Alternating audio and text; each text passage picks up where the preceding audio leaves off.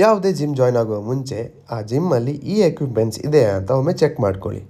First ಆಗಿ adjustable bench ಇದೆ ಅಂತ ನೋಡ್ಕೊಳ್ಳಿ. ಇದರಲ್ಲಿ ನಿಮಗೆ ಫ್ಲಾಟ್ ಮತ್ತು ಇನ್ಕ್ಲೈನ್ ಬೆಂಚ್ ಪ್ರೆಸ್ ಮಾಡ್ಬೋದು. ನೆಕ್ಸ್ಟ್ ಆಗಿ ಲ್ಯಾಟ್ ಪುಲ್ ಡೌನ್ ಮಿಷಿನ್ ಇದೆ ಅಂತ ಚೆಕ್ ಮಾಡ್ಕೊಳ್ಳಿ. ನಿಮ್ಮ ಬ್ಯಾಕ್ ಡೇಗೆ ಇದು ತುಂಬಾ ಇಂಪಾರ್ಟೆಂಟ್. ಮತ್ತು ಈ ಥರ ಒಂದು ಮಲ್ಟಿ ಮಿಷಿನ್ ಇದೆ ಅಂತ ನೋಡ್ಕೊಳ್ಳಿ. ಅದಾದಮೇಲೆ ಲೆಗ್ ಡೇಗೆ ತುಂಬಾ ಇಂಪಾರ್ಟೆಂಟ್ ಆದ ಲೆಗ್ ಪ್ರೆಸ್ ಮಿಷಿನ್ ಇದೆ ಅಂತ ನೋಡಿ. ಮತ್ತು ಲಾಸ್ಟ್ ಆ್ಯಂಡ್ ಫೈನಲ್ ಆಗಿ ಸ್ಕ್ವಾಟ್ ರ್ಯಾಕ್ ಬೇಕು. ಇದರಲ್ಲಿ ನಿಮಗೆ ಬಾರ್ಬೆಲ್ ಸ್ಕ್ವಾಟ್ಸ್ ಮಾಡ್ಬೋದು. ಇದಾದ ನಂತರ ನಿಮ್ಮ ಜಿಮ್ಮಲ್ಲಿ ವೆರೈಟೀಸ್ ಆಫ್ ಡಂಬಲ್ಸ್ ಅಂದರೆ 2.5 kg ಇಂದ 50 kg ತನಕ ಡಂಬಲ್ಸ್ ಇದೆ ಅಂತ ಚೆಕ್ ಮಾಡ್ಕೊಳ್ಳಿ. ಸೊ ವೆಯ್ಟ್ ಸೆಕ್ಷನಲ್ಲಿ ಇಷ್ಟೇ. ನೆಕ್ಸ್ಟ್ ನಾವು ಕಾರ್ಡಿಯೋಗೆ ಬರುವ. ಕಾರ್ಡಿಯೋಗೆ ನಿಮಗೆ ಬೇಕಾಗಿರೋದು ಜಸ್ಟ್ ಒಂದು ಥ್ರೆಡ್ಮಿಲ್ ಮಾತ್ರ. ಸೊ ನೀವು ಜಾಯ್ನ್ ಆಗೋ ಜಿಮ್ಮಲ್ಲಿ ಈ ಥ್ರೆಡ್ಮಿಲ್ ಇದೆ ಅಂತ ನೋಡ್ಕೊಳ್ಳಿ. ನಾನು ಹೋಗೋ ಜಿಮ್ಮಿನ ಲೊಕೇಶನ್ ಇಲ್ಲಿ ಕ್ಯಾಪ್ಷನಲ್ಲಿ ಕೊಟ್ಟಿದ್ದೇನೆ. ಮತ್ತು ಇಲ್ಲಿ ನೀವು ನೋಡ್ತಿರೋ ಮಿಷಿನ್ ಯಾವುದಂತ ಗೊತ್ತಿದ್ರೆ ಕಮೆಂಟಲ್ಲಿ ಹೇಳಿ.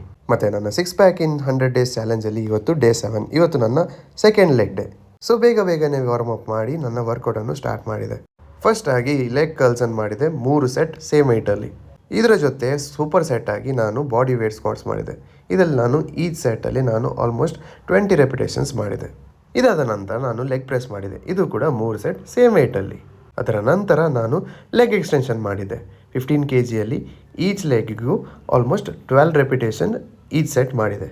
ಇದಾದಮೇಲೆ ಬುಲ್ಗೇರಿಯನ್ ಸ್ಪ್ಲಿಟ್ ಸ್ಕ್ವಾಟ್ ಮಾಡಿದೆ. ಸೊ ಡೇ 7ಗೆ ಇಷ್ಟೇ. ನೆಕ್ಸ್ಟ್ ವಿಡಿಯೋದಲ್ಲಿ ನೋಡೋಣ.